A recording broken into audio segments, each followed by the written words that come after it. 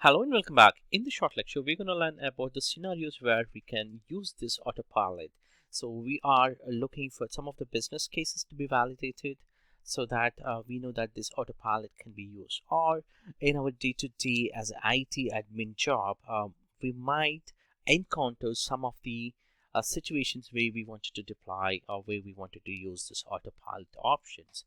To begin with that, let me scratch my head. What are the options I have?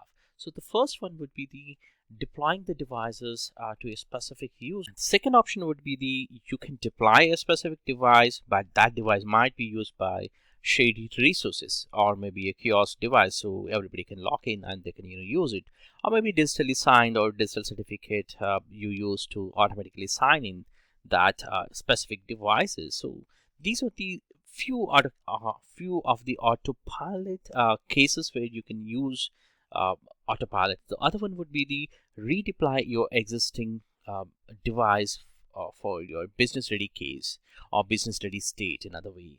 And you can pre-provision your applications so that your applications and your policies, everything, all your settings will be up to date, and that configuration will be on your end user's PC automatically, and you simply have to give that specific device to the user because you've already pre-provisioned everything, every possible setting, every possible application, every possible policy is already readily available for you, and you can directly give it to your end users.